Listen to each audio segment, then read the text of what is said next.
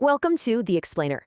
Today, we're diving into a pretty provocative relationship framework, one that comes from a single source and is built on one core, really controversial idea that in a relationship, the man is the prize. So let's get right into it. This entire philosophy really kicks off with one simple question, and it's directed at women. And what do you offer? According to the source, this isn't just a question, it's a kind of litmus test. And the source's take on this is, well, it's blunt. It claims that an angry or hysterical reaction to that question is all the proof you need. The thinking is if a woman actually had value to offer, she'd just list her qualities, right? So that outrage, the source says, is what basically confirms its entire premise. And that premise is this: the man is the prize. That's it. Everything else we're about to talk about, every single rule, every dynamic, every expectation, it's all built on this one foundational idea. The whole relationship, in this view, has to be structured to reflect that reality.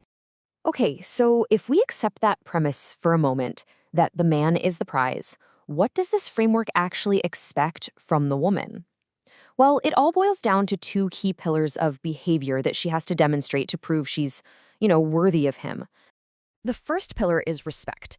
But, and this is a huge but, we're talking about a very specific definition of respect. It means the man becomes her number one priority. Period. He's placed above her friends, her family, literally any other commitment.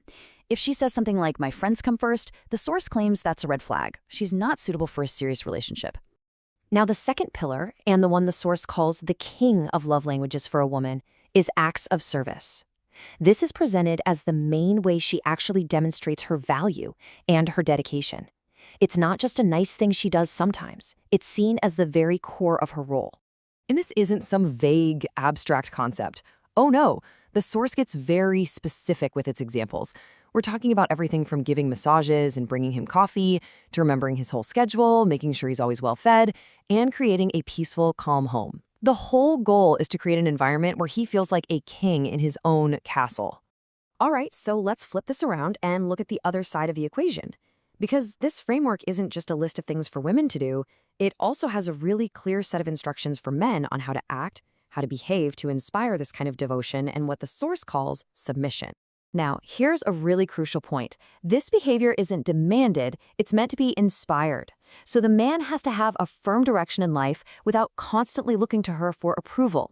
His time has to be valuable, even scarce. He needs to act decisively because any self-doubt is seen as a weakness.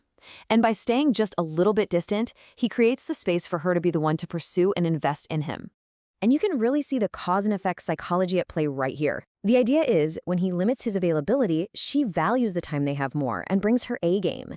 When he only reinforces her good behavior, she supposedly learns a very simple lesson.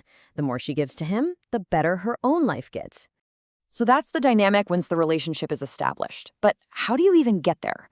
Let's look at how this framework gets applied in the early stages, during the courting phase.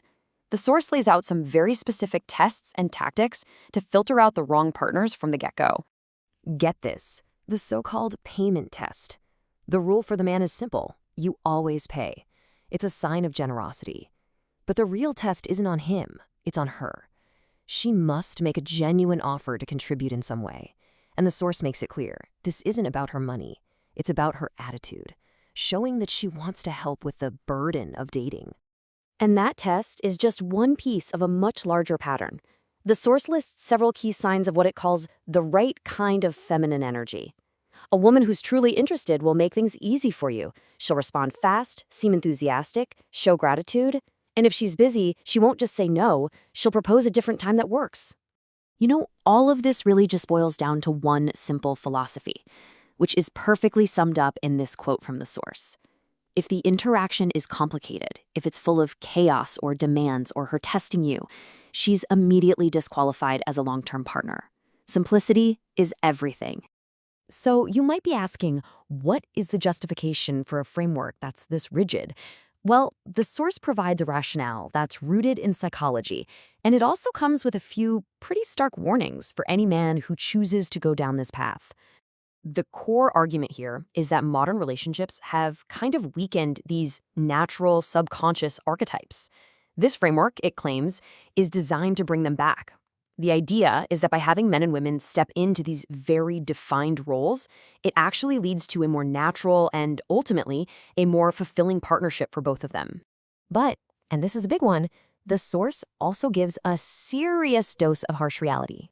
It warns men that if a woman leaves because you're following these rules and not meeting her demands, don't sit around waiting for some dramatic movie scene where she comes back, crying and begging for you to take her back.